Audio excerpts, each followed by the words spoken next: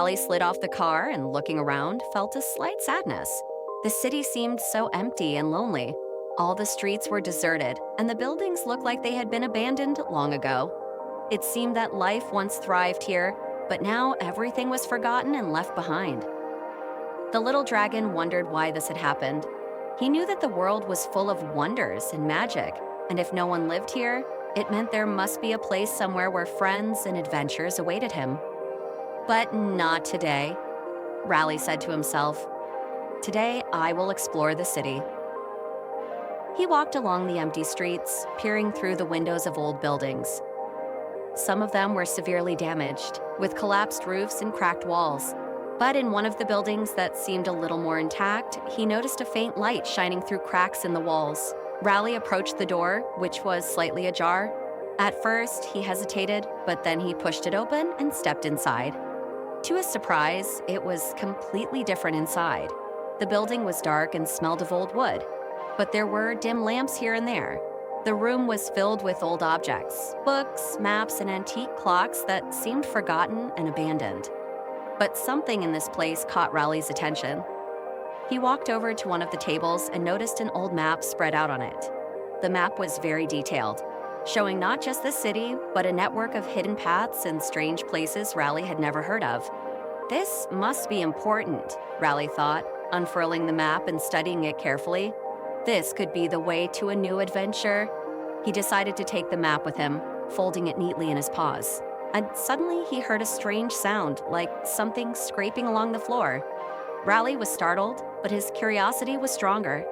He cautiously followed the sound and soon discovered a small door in one corner of the room. The door was old and slightly rattled, but it opened easily. Raleigh pushed it with his paw and, to his surprise, found a narrow passage behind it. The passage was dark, but Raleigh was not afraid. He ignited his inner dragon flame and illuminated the path ahead. After walking a few steps, he found himself in a small room with a large mirror. It was beautiful and antique, with golden edges and intricate carvings. Raleigh approached the mirror and looked into it. Suddenly, his reflection began to change. At first, it showed him standing in the room, but then his reflection started to come to life. From the mirror, a misty figure emerged. It was another dragon, not like Raleigh. He was large and older, with bright blue scales and wise eyes. The dragon looked at Raleigh with a warm smile. "You've come, little dragon," he said in a deep voice. "You've come seeking adventure, but you need to understand what lies behind this city." Raleigh was amazed.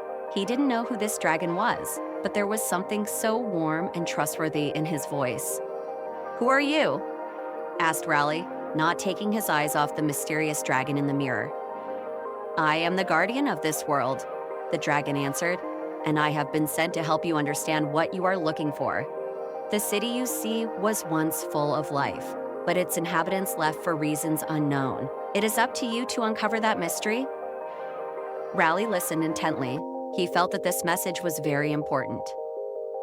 "How can I find the answers?" he asked. The dragon in the mirror smiled. "You've already taken the first step," he said. "Your map will lead you to the answers, but remember, the journey will not always be easy. You will encounter strange creatures and puzzles to solve. But if you are brave and true to your heart, you will find the way." And suddenly, everything vanished. Raleigh was left standing alone in the room with the mirror, but the feeling he had experienced stayed with him. He knew now that an important challenge awaited him. This wasn't just an empty city. It was a place full of secrets that he needed to uncover. Raleigh returned to the city. He carefully studied the map again and chose a path that he thought might lead to the answer. He continued walking through the empty streets and soon noticed an old bridge leading out of the city. He knew this was the path the dragon in the mirror had spoken of. Once Raleigh crossed the bridge, he entered a forest. But this was no ordinary forest.